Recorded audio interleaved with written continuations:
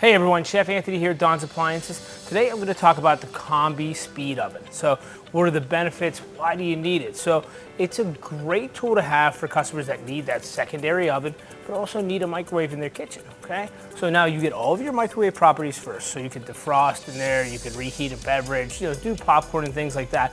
But we take it a step further with the convection. So now in here we can use the convection fan. We can get the convection fan and the microwave properties together. Reduces the preheat time, eliminates all that waiting, and being that it's a smaller cavity, preheats down to a minimum if zero preheat, and you get all the convection features. So you could actually go, roast, things like that, a piece of chicken, ton of infinite possibilities in here.